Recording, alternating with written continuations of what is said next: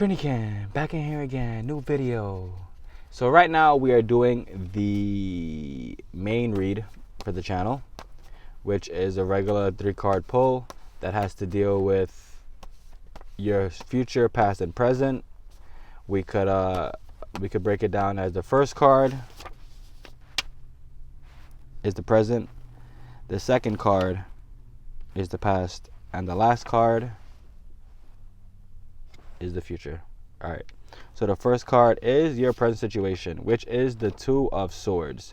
The Two of Swords has to deal with the moment that you believe you are absolutely right, seek other viewpoints. This is very intriguing because, like, at this point in life, regardless of how old you are or what you've been through, people tend to believe that, okay, everything I'm doing is correct. But it's also okay to have, I would say, like a chamber of commerce, which is like a bunch of people or one person or just somebody actually trust that you've been going through stuff with, and you could get their opinion. But I would never say let their opinion sway you completely to where you're thinking in this manner, right?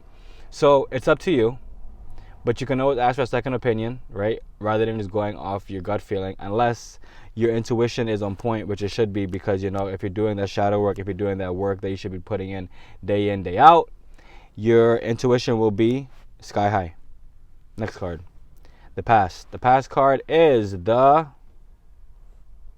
Ten of Cups. Is it 10? Damn, I don't even know how. Yeah, 10 of Cups. Oh my lord, that show's crazy.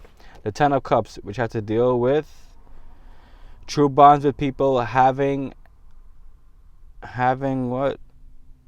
Having it all and staying authentic. That's very important to have. This is the past card.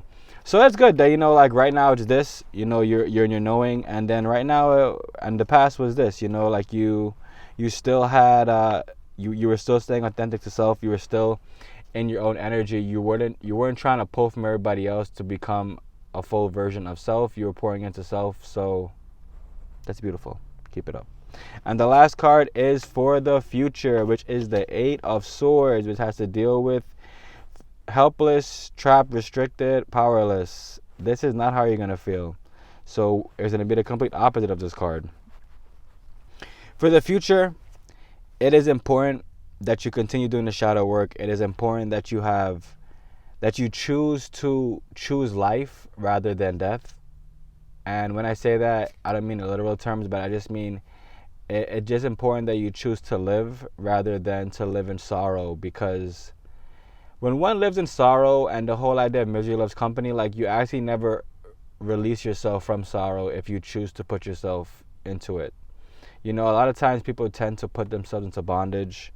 For whatever reason, I don't know if it's they want to talk about their ancestors or just some type of random shit, but a lot of people tend to put themselves into bondage and to just keep reliving life over and over again. There's a movie called Edge of Tomorrow. I think it's with Tom Cruise and some white lady. And pretty much in the movie, he keeps dying the same way over and over again until he learned there's a different way. A lot of people tend to live that way. So if you are living that way, it's time to take a step back. It's time to stop everything that's moving and just to recalculate what's going on, to look back, to look in your life and understand what can change. For instance, I know a lot of people they don't understand what hard work is because they feel slaving for this wage is what is going to make them get out the rat race, when in reality, if you slave for this wage and put your money towards bullshit, you'll work forever. If you slave towards this wage and you put this money towards assets that are going to help increase over time, then you yourself and your family and anybody else that you have to provide for, you guys will be in the best position, because with assets, they only go up. And when they go down, you just keep buying more of them. The game isn't rigged. The game is just once you learn the game, you won't go back to not playing the game.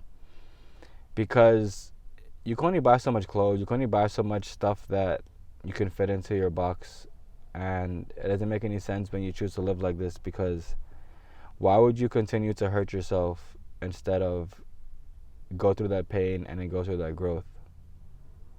I love you guys. Remember, what you water will grow, whether that's good or bad. I love y'all.